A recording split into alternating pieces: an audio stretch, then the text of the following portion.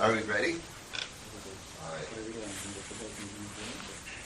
So back in the olden days, when I first started using real computers a lot, to get data from one computer to the other, we used paper tape. And we punched little holes in a long strip of paper, and then we took it off, and we put another computer, pushed some other buttons, and it read all the holes in the paper tape, and that's how we got data back and forth. And so to me, the first time I ever saw a network where the two computers talked to each other over a piece of wire was a miracle. And it was like 110 baud, asynchronous back and forth communication with the simplest protocol. So what I'd like to do is get the slides to change. Oh, this is sad. Something bad happened. All right, we'll talk a little bit about the history of DECnet. I'll talk a little bit about evolutions that got us to phase 4 and then ultimately to phase 5. And then some kind of ancillary topics. And I threw in some other interesting tidbits along the way. Please feel free to ask me questions, interrupt at any time. If I say something incorrect, just keep your mouth shut. Who here uses only TCP/IP? Nice. So everybody has at least some idea of what DECnet is or does. So back in the early 1970s, on RSX-11, Digital put together the very rudimentary structure of DECnet. We could have two computers talking to each other. DECnet is spelled capital DEC, little NET. If you type it into your phone, it's going to turn it into decent. And then there's other combinations of uppercase and lowercase that are all incorrect. The initial rudimentary work here eventually grew and grew and grew to, 7-layer OSI compliant, runs the world kind of networking protocol. Along the way, DECnet ran on all of these operating systems. Windows, FreeBSD, Linux, TOPS 10 and 20, Sun computers. So for a while, DECnet was a player. As you're all familiar with, DECnet is less of a player today as compared to ubiquitous TCP/IP. So at the tippy beginning, it was called DECnet. And then as phase 2 came about, we had to call the original DECnet phase 1. So we had phase 1 and phase 2 in the early 70s. Phase 3 is kind of where I started involvement using computers with DECnet. Up to 255 computers in an entire network was a miracle. There were no buildings in New England that had 255 computers in one place. Phase 4 is probably what you're most familiar with. With the evolution of VMS, DECnet became a little more prevalent. We could have up to 64,000 computers. There were no companies in the world that had 64,000 computers at that time. And then with phase 5 and the introduction of all this stuff in the late 80s, there were no limits. Pretty much anything you could imagine, phase 5 can accommodate. Multiple names. Phase 5 is one of my most enjoyable discussions because it was so good that they kept changing its name, which is usually an indication that you're having trouble. When your project gets a new name in digital, you are in trouble. But it's called DECnet OSI, DECnet-OSI, DECnet Plus, and so on. Here's a picture I found on the internet. I'm sure I'm offending somebody's copyright here. But this tries to explain the evolution as different new features were added along the way. So off the top of your heads, who today uses DECnet phase 5? You don't know. And then phase 4? Okay.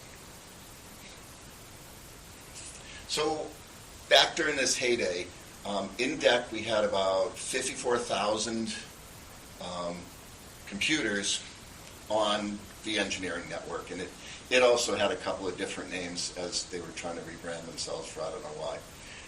Outside of DEC, the DEC Internet had 17,000 nodes by about 1990, and it had all sorts of NASA and research universities and this and that were involved. CCNet was something I knew nothing about, was a bunch of colleges and universities in the United States all connected together. So not insignificant numbers of nodes and deployments and communicating technical data and so on. So why do we care as OpenVMS users? DECnet, especially phase 4 at the beginning, was very well integrated into your entire experience using VMS. And it shows up pretty much everywhere. For example, something simple, a copy command. I can say copy foo to bar, make a file copy on my local computer. I can stick a node name in front of either one of those things, and magically another system is involved transparently. Same command, same interface, everything. You can connect to a remote RDB database by just saying attach file node : database name. It just works. It's just magic. Directory of remote system, all of that stuff. Built in primarily to RMS is sort of where the file name parsing machinery lives, and it makes decisions and said, yes, this is a node name, and connects yourself off to the machinery that does file and so on. That's very, very special. If you think about your Linux system today, there's 8 different commands necessary to access stuff on another system, whether it's RSH or SFTP or so on and so on and so on. So this integration, I think, is kind of special.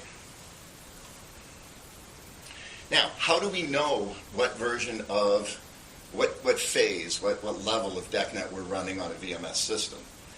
It turns out seems like an incredibly simple thing to ask, but there's 5 different ways to do it.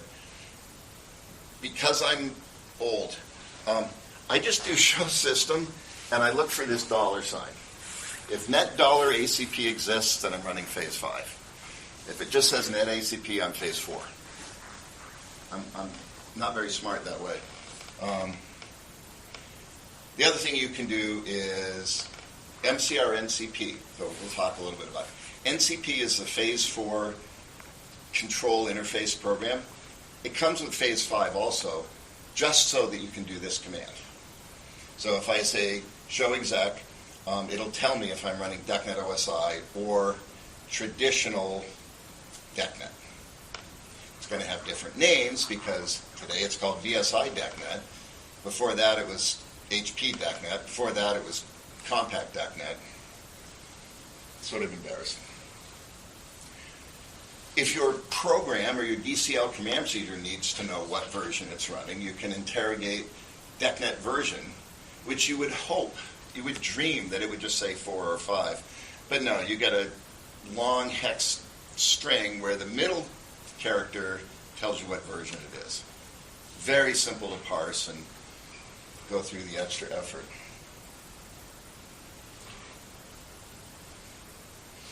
So back in 1981, so phase 4 we talked about had a limit of an entire 255 computers. And even in 1981, they could envision a world where we're going to have more than 255 computers.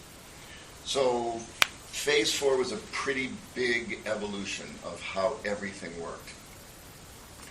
And specifically, this idea of the node address or the node number came, and it's some number, and then a dot, and then another number. So the first number is the area, and it can be from 0 to 63. And then the second number is the node number within that area, it can be up to 124 nodes. Better than we were, by a lot, but still kind of limited and kind of clumsy dealing with these numbers.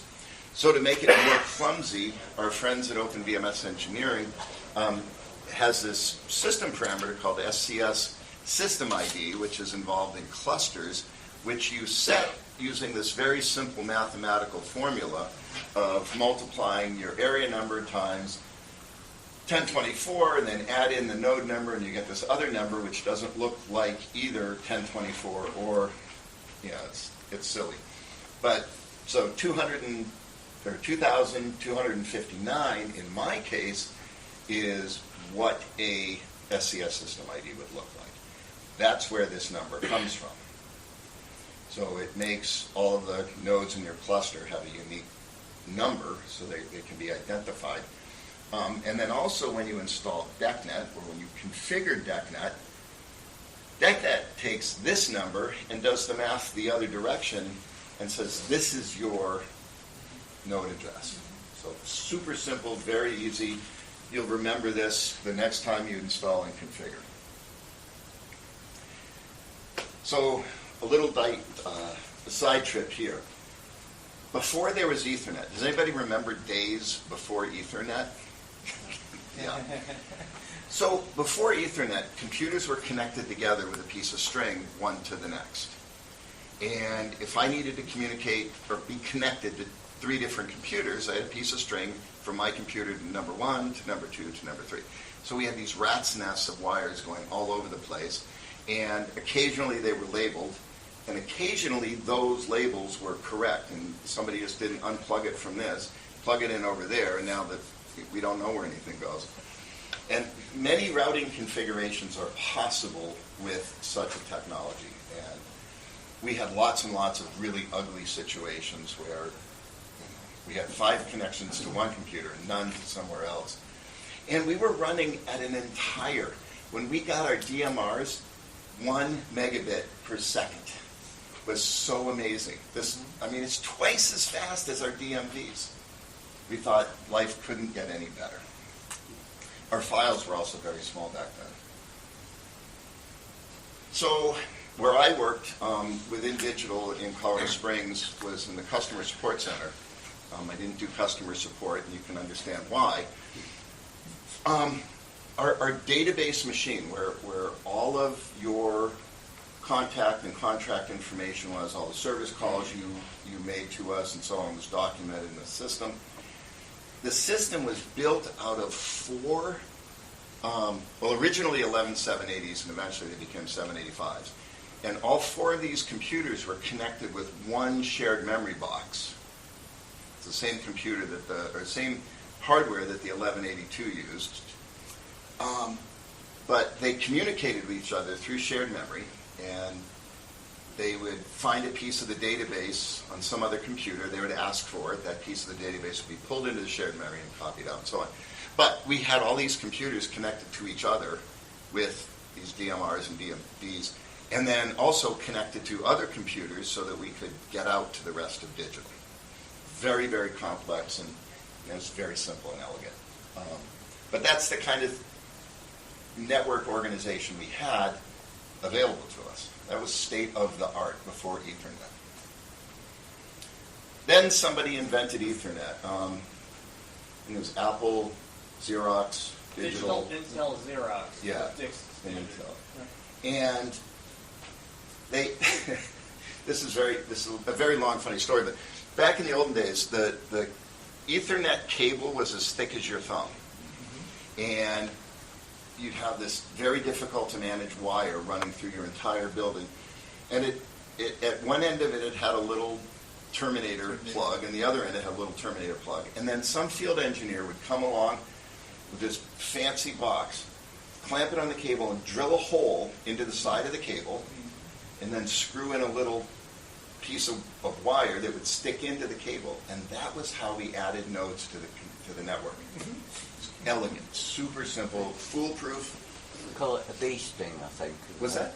A bee sting, and the cable had little marks of where you could or where you couldn't. Oh yeah. You can't drill these holes too close together or too far apart either. They had to be within a. Yes. It was elegant. Further, in addition to the lovely hardware, Phase 4 implemented something called routerless communication. Okay, so 2 nodes can talk to each other directly on the network with no help. And that was implemented by taking your, that great big long MAC address, or the physical name the unique physical name of every Ethernet card in the world was changed. And so you'll see these AA starts, which says digital DECnet or something. And the last two digits are changed on the MAC card, on the hardware, when you start DECnet. And it says, I am listening to A009, which really converts elegantly again to 2.416. So when I want to communicate with another node that happens to be 2.416, I just send an Ethernet message out to that address. So there's no router, there's no bridge, there's nothing. I communicate directly. And they communicate back to me the exact same fashion. So it was wonderful, clever solution. Required, in some cases, specialized hardware that could listen on multiple addresses incoming. It's real physical address as well as this made-up physical address. This also is problematic for DECnet Phase 4 and to some extent Phase 5 in some situations, because I cannot have the same DECnet address listening on the same VLAN at the same time, because now I have two different NIC cards with the same listening address receiving messages. So that was a very significant problem for building bigger and bigger and more complicated environments. NCP is the command line program that we use to communicate and configure with DECnet Phase 4. It's very familiar to anybody who's used VMS. You have commands like show executor, show node, define node, list node, set node. Pretty straightforward. As a human being, this is using computers, this is not so bad. And in Phase 4 world, when we refer to another computer, there's basically three ways we do it. We type the name, so node name foo : represents foo. We can type their SCS system ID, that 2216 number, or we can type 2.46. So any one of those three name formats works. Mostly. I think there's an exception with the top one. Now, remember we have 63 areas of 1,000 nodes. What happens when I need 2,500 nodes? I have to have two areas, minimum. So to communicate between these two areas, some of my computer nodes are designated as routers. And they know how to talk to other areas. And so the level 1 routers communicate within an area, level 2 routers can communicate between areas. So now I'm starting to develop the technology to allow to have bigger and bigger networks. Or my manufacturing facility is on one side of town, the corporate offices are on the other, so I might choose to put them each in their own area and then have level 2 routers connecting them together. So we're starting to understand what more modern kind of network topologies might look like. These days, with Ethernet pretty much everywhere, area routers you just don't see them anymore. Most of the time I'll see a LAN within a facility and nowhere else. There's not multiple areas. I mean, there's exceptions to that, but you won't see these as much anymore. They used to be very important. So life was good. Everybody was happy. We communicated and copied files and sent emails and used the phone utility, and everything with DECnet worked fine. So the decision was made to break it. So what are the limits of Phase 4? Well, the obvious one is not very many nodes can be configured with this limited address space. There's some pretty strict and difficult rules to follow. So let's say my company needs to communicate with your company. I use areas 1 and 2. You use areas 2 and 3. So now, how are we going to come up with a new way to connect this together? Maybe we'll invent area 5. Maybe we'll do this. Maybe we'll do that. Maybe we'll choose not to work together because it's too complicated. I don't know. So with phase 5, it was kind of a clean sheet and said, let's see if we can remove these restrictions. Let's see if we can become more compatible with the rest of the world. Not completely, but more. Let's come up with a new network interface program and language that nobody will like. Let's come up with new naming formats that nobody will like. And to some extent, it was very successful. The other thing we got, though, is perhaps the most important thing, is now we can run DECnet transparently on top of TCP/IP. So everything in the world does TCP/IP. All of the routers that you buy and this and that, and firewalls, is TCP/IP. So DECnet lives on top of TCP/IP, or can. You have the ability to live on top.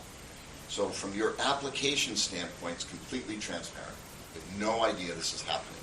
You can say directory, star, : and I get a directory listing from that computer. Underneath the covers, it happened on TCP/IP. But as a user, I don't know. Can't tell the difference. Some cases it's going to be a little faster. Some cases it'll be the same speed. All of that machinery was done with, well, it doesn't matter, the PWIP driver, the PathWorks driver, cooperation with Microsoft, and so on. Does anybody want me to talk more about the details of how DECnet over IP works, or it's good enough that it works at all? Okay, so I'm going to talk more about the details. So the traditional model, way over on the left, the kind of how things always used to be, we had, I like how this graphic, I just noticed this, it says the upper layers. Totally. But we had the physical layer, the piece of wire, the data link, sort of the knowledge about the bits on the piece of wire, the network protocols and this and that, transport. As we get closer and closer to the end, DECnet over IP sits right in between these two pieces. So there's a little bit of code that takes a DECnet message on my local computer, sticks it on top of a TCP/IP packet, sends it on its way. The other end of the connection is going to get this little TCP/IP packet, extract out the little DECnet message that I sent, and then send it back to the system. So, like I said, it's real transparent. Everything just kind of works. You don't even know it's happening. And IP is the platform underneath with all of its functionality and protection and reliability. But of course, now we have more ways to confusingly refer to our other computers on our network. So we have the traditional couple of ways with traditional DECnet phase 4. We can the node number, the area dot name, or the node name. And then also we can give a hint, and we can say local : which tells the machinery where to go look for this name resolution to find out its real address. We can give it the hint phase 4 to say, I really mean phase 4 addressing. And we can say DECDNS, which says, go look this up in something that feels like a DHCP, DNS. But it isn't. It's similar. So all of these different options are available. If your system administrator and your network administrator are nice people, they will have defined in the local database or this DNS database very nice, easy names, like we always had. System picnic automatically, transparently just gets resolved. If those people in your life are not very nice, then they will have given you multiple choices and easy ways to fall down the basement stairs, because depending on which kind of name you use, you will get different results. And the easy example that has happened recently is show me, whatever, copy a file to system foo. And the user comes back and says, oh, DECnet is very, very slow. Okay, I know it's not. Why do you think that? Well, it took 20 seconds to copy this file. It's a true story. I said, your file is 10K long. So what was happening was, their not nice system manager in the past had left things configured so that DECnet will try the old style DECnet addressing. So it will go out on the Ethernet and say, is anybody there? Is anybody there? And it'll keep trying to use that MAC address. Times out after, 20 seconds. And then it falls back and goes to the next layer, which is DECnet running over TCP/IP, which then makes the connection and copies the file. So it's a little trap left for you. And the easy solution is just modify the name configuration and just say only use DECnet over IP.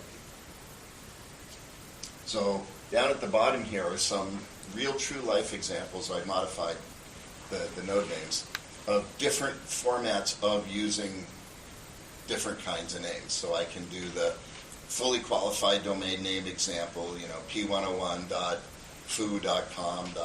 whatever. I can use the new style TCP/IP address naked on the command line. I can use the old style DECnet address. Much, much simpler, I think you'll agree, than when we just had a node name. This is way better. Yes? I'm only this with DECnet, so I always thought, like, you're doing a dir IP, I always thought you had to do a dir IP dollar. Did they change that? Or did I make that? No, that's in there as well, I think, didn't I? You didn't put the IP dollar. Oh, I didn't put the IP dollar. Do we need the IP dollar? No, all these examples work. I mean, they were cut and pasted directly from... So I can drop the IP dollar, is what you're saying.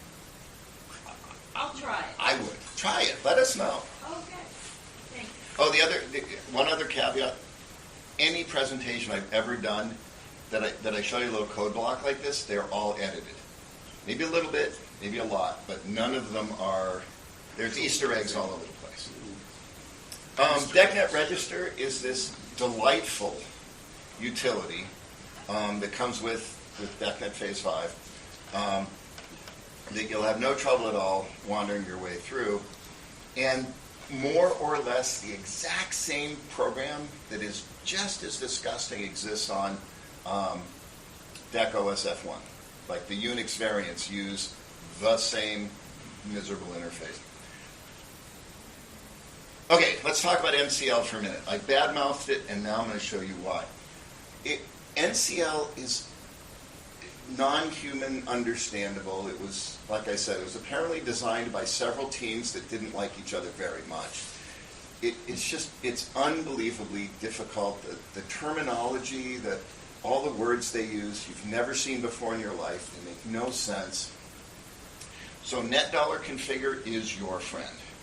I'll tell you that right now. If you're writing your own NCL commands, I don't know how to help you anymore. Fortunately, there is a documented and yet largely unknown program that will convert an innocent-looking command into what you would type in NCL. So here's my example here. I want to convert the command, the NCP command, show known lines. Tell me what interfaces are connected to my computer. And so the DECnet migrate convert command came up with show node 0 CSMA-CD station star all stats. And you can easily understand how that is a much better interface than just show known lines. This is the simplest example that I could come up with of the shortest resultant command. It's unbelievable. Okay, another associated topic, and I know I'm bouncing around a lot here, but I wanted you to be in awe of how wonderful DECnet is. So CDI $trace is part of DECnet. Remember how I talked about you type a command and then it came up with trying to access with the phase 4 addressing, but it was really phase 5 addressing what I wanted, and it was slow. CDI $trace is a way to help you figure out where your name got resolved. It's basically NS lookup, more or less. And so, again, wonderful interface. You run it in one window, then you go to your other window and you type your DECnet address, and this will tell you how it came up with the result.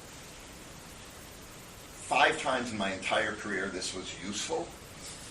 500 times it was not useful. But at least I gave it a try. So what you're going to learn here is sometimes your names are defined in the local database, just like on localhost dot whatever. Sometimes it's going to be defined in DNS, and there's no way ahead of time to have any hope of knowing the answer. Opcom messages. One of the things that I'm involved with is I read Opcom messages in real time, and I parse them, and I look for important things. And so, again, if you're all familiar with the olden days, we used to have a physical line, a 132-column printer with fan-fold green bar paper in it, sitting there all day long, displaying Opcom messages, so that the operator could wander over there and look at something like this and decide there was or wasn't anything wrong. So this is a format of a real Opcom message given to you by DECnet Phase 5 to help you do your job better as a system manager.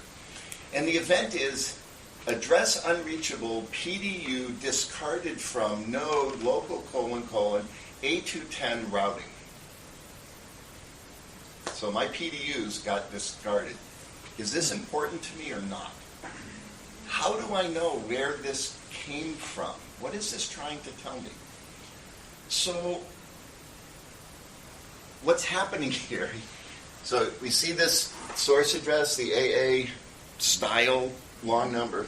So we go down to the last 2 digits, we swap them in hex, we do the division by 1024, we subtract that out to come up with, and then we do the same thing over here. Again, not very human friendly. Rather than just saying insufficient privilege from node name 410, we have this. So don't be afraid of these, just ignore them. And an easy way to ignore them is to use the event dispatcher, and you block events using this, again, delightful syntax of block event dispatcher outbound stream star global filter CSMA-CD station unrecognized individual PDU. Super easy to do. This should roll off your tongue when you need to block these things. But it looks like a list. What's that? It looks like a list. Yeah. Not enough curly braces, though. Yeah, Lots of it used parents. to be time when doing DECnet OSI all the time, one used to master all that stuff. It just came so naturally out from your fingers, but not anymore. Not anymore is true. Yeah, it is what it is, right? You get all of the functionality to run DECnet over TCP/IP, which is what you want, and that's why you are here, is to do that. So this is the burden you have to bear, is dealing with stuff like this. So somewhere floating around in the internet, and I've probably had a copy of this for 20 years in my directory, but there's a command procedure. So I want to know who's connecting to my computer right now. And we used to just type MCR NCP show known links, carriage return, and here's my list. Not possible anymore. But DECnet Phase 5, they don't want you to know this. So you end up having to write a command procedure which executes multiple commands and glues the results together and parses it. And so eventually I can come up with this PID with that processor name is connecting to that computer using OSI transport. But anyways, if you don't have a copy of this, get in touch with me after the session. I'll give it to you. If I like you. If I don't like you, then you can continue to try to not know for the rest of your life, who's connecting to your computer. Back in the olden days, we used something called DTSS because I'm assuming NTP at that point in time wasn't liked or wasn't understood or wasn't available or I don't know what. It does what NTP did, and in fact, DTSS can accept its time from NTP as a time source. It's very rare today that I find anybody using this instead of NTP. It happens, I've had a couple. Mostly I just say turn it off. Turning it off is difficult because you have to define logical names because it's very persistent. If DECnet really wants this to run. The advantage with DTSS is that it handles daylight savings time changes slightly more elegantly than other components do. VMS's native ability to handle the daylight savings time is non-existent, and so all sorts of magical things happen at 2 a.m. on the first Monday or Sunday of April to make it happen. DTSS does a little bit better job of that. So if you're using it, and you can use NTP as an option, use NTP. Unless NTP doesn't work, and then do something else. All right, so from a standpoint of normal day-to-day use, do set RMS/network equals 127/system. Give all of the components involved half a chance of using big buffers. During a connection, there will be negotiation that happens for FAL to determine buffer sizes and stuff. Just make it big. This is not 1982. We have lots of memory. Don't be afraid of memory.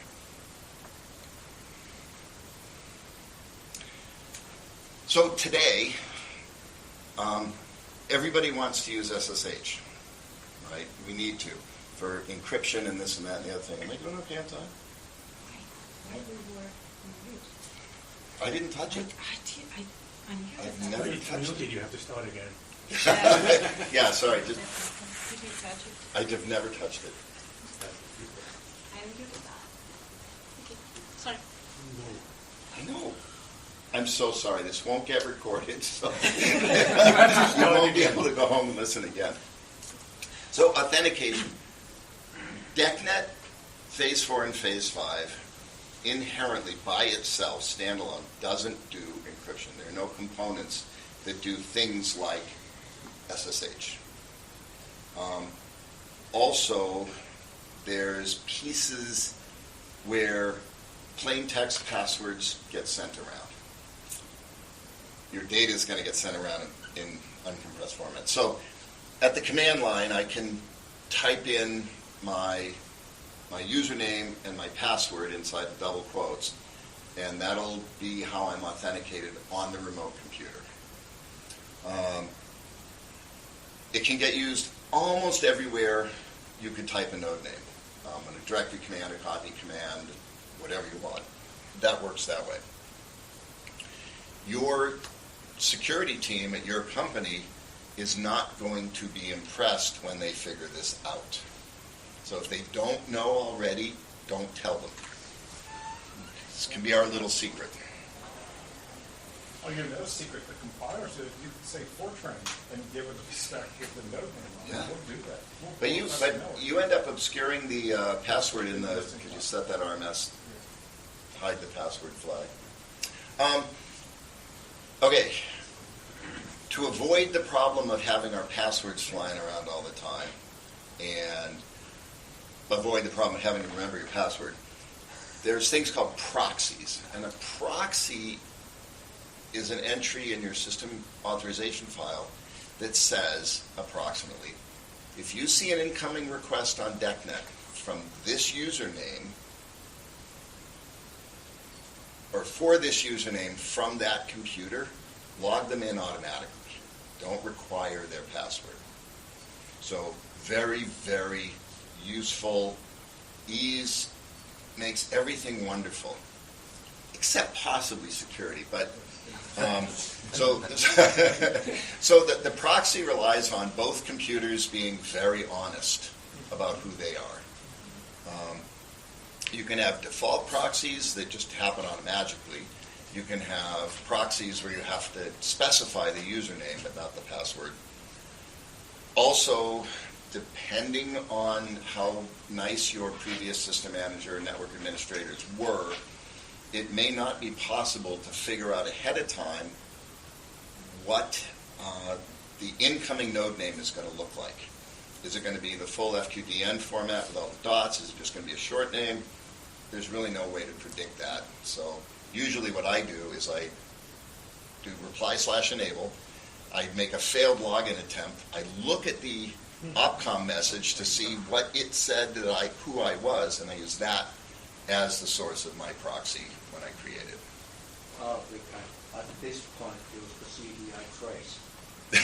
Yes, CDI trace also, again, another super easy to use utility. And cluster aliases make it even worse. Oh yeah, I didn't even talk about cluster aliases. You can have all of the nodes in your cluster can be referred to by one name. So I can just say connect whatever production. So set host production will pick one of the nodes in my cluster. The algorithm by which it will choose which node you're going to get to is Byzantine at best. I mean, it'll never be the one that has the least amount of CPU use at any given time, is my experience. All right, the task object is kind of sort of like you're saying SSH to some node and then give it a command. It's that idea. So I can execute a command procedure on a remote node directly from, say, the type command. So here what I did is I created my little x.com, I copied it over to the other computer, and then I said type node : 0 equals x. And that 0 equals syntax uses the task object, which runs that command procedure. But Norm, if you're talking phase 5, you can't use the word object. You need to call it a session control application. Yeah, but the syntax stays the same. And my favorite use for that was when I had a system booting up and I couldn't log in, put a set login / Inter equals 100. equals 0 onto that file, copy it over and execute it that way to allow me to get the the login processing take place so that I can log in to figure out why the startup is hanging. Yeah, so this is a way to execute commands on that system before it's even ready to accept commands, but DECnet's running. I also use this when I forget my password, but I have a requirement to change my password. I put my set password command inside of x.com, I execute it on the other computer, and then I can close my ticket which says change your password. Don't do that. That's really insecure and you get in a lot of trouble. Okay, so other kinds of protocols and objects that you'll hear about and see associated with DECnet. Monitor cluster command, if you've ever done that, uses the VPM object. And then there's different formats too. NML is the network management listener, where you can execute commands on another system, like you can execute NCP commands on another system with NCPTEL. Sysman uses the SMI server object. What else? So back in the olden days, we could boot computers, and they would ask another computer for their firmware, or like things like the DECtalk and the DEClan or whatever the heck it was. They would use a protocol called MOP. So they would ask anybody on the network, does anybody have my firmware? And somebody on the network would say, well, yes, I do. Here's your firmware. And so then your LAT device would start up. The set host command, which is telnet more or less, uses CTerm and the REM-ACP protocol stuff. There's a built-in loop command, which executes different kinds of tests. We bounce messages back and forth. You can measure time and stuff, performance.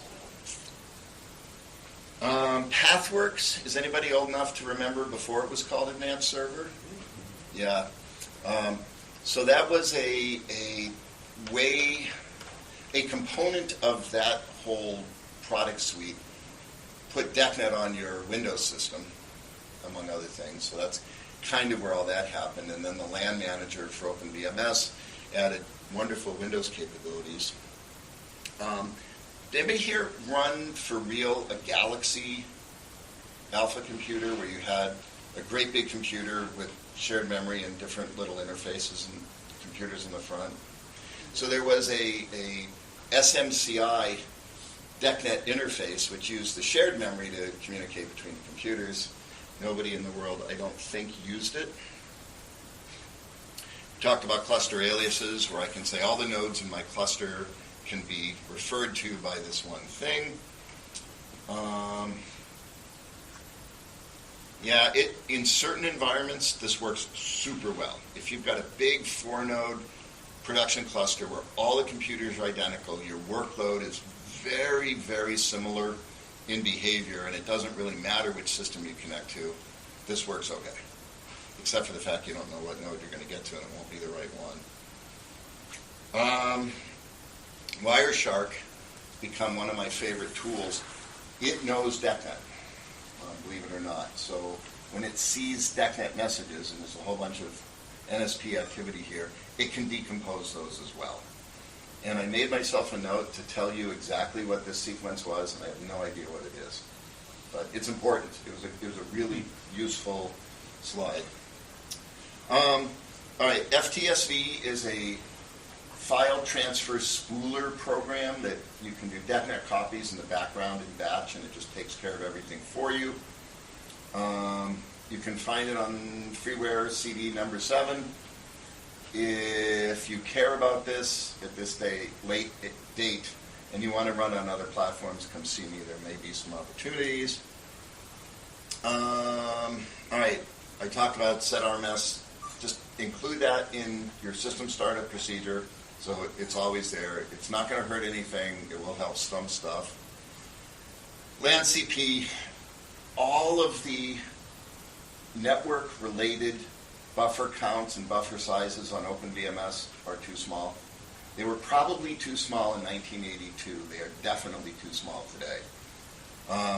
Here's a couple of hints about where I would start, knowing nothing else about what you do if you run DECnet. So depending on your version, do those things, come talk to me afterwards.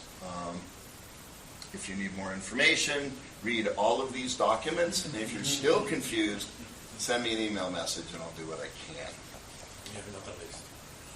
All right. What do you want to know about that I didn't talk about? Or what do you wish I hadn't talked about?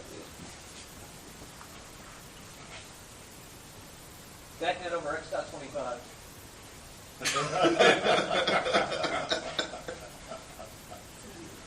You don't look that old.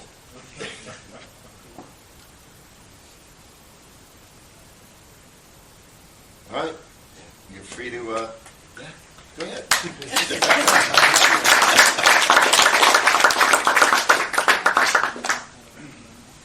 Go eat and drink. We'll see you tomorrow afternoon.